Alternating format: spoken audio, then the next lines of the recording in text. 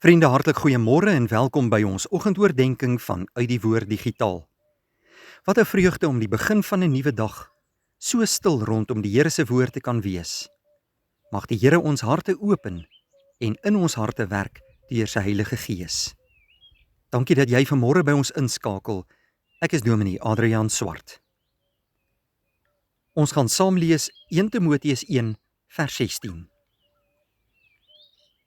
Daarom was God my genadig, sodat Christus Jesus aan my, as die grootste sondaar, al sy verdraagsaamheid sou betoon.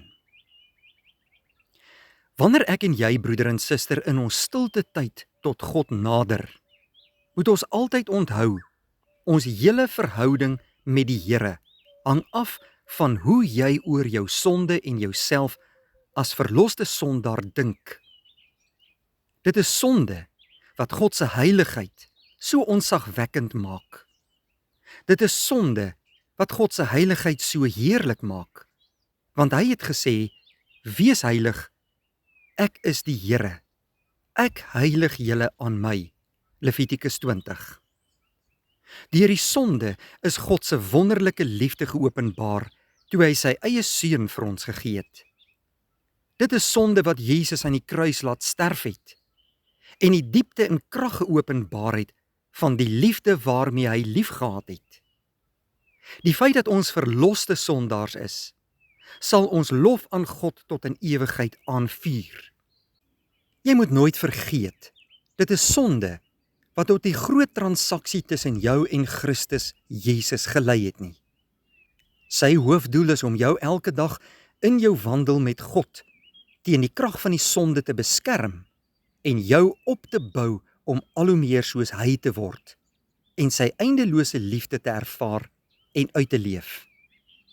Dit is jou sonde besef wat jou laag voor hom sal laat buig en die grondslag van jou aanbidding sal vorm. Dit is die gedagte aan sonde wat jou altyd omring en versoek, wat jou vurig sal laat bid en jou geloof in Christus sal aanwakker. Dit is jou sonde besef wat Christus so onbeskryflik kosbaar maak, wat jou elke oomblik van die dag afhanklik van hom hou en jou in staat stel om meer as oorwinnaar te wees, deur hom wat jou liefhet. Dit is gedagtes aan sonde wat ons dring om God te dank met die gebroke en berouvolle hart wat hy nie sal ignoreer nie. Dit sal in ons die berouvolle en nederige gees wek waarin hy graag wil woon. Wanneer jy alleen tyd saam met jou Vader deurbring, kan die sonde oorwin word. Kan jy Christus se heiligheid deelagtig word en kan die Gees van heiligheid beheer van jou lewe neem. Wanneer jy alleen tyd saam met jou hemelse Vader deurbring, sal jy die volkome goddelike krag van sy beloftes waarlik leer ken en ervaar. Kom ons dank God vanmôre dat hy ons kom vrykoop het van alle sonde, dat hy ons sonde vergewe deur Jesus Christus sy seun en dat hy 'n nuwe pad elke dag saam met ons verloop. Kom ons bid saam. Hemelse Vader, ons loof en prys u naam vanmôre as ons Here, ons God en Koning. Dankie vir 'n nuwe dag, waarin ons lewe aan u kan kom toewy en vir u tot eer kan lewe. Dankie dat u deur u woord vir ons kom lei en wil opbou in die geloof. Bevestig self u woord in ons harte tot geloofsversterking. Wil jy uit genade al ons sonde vergewe.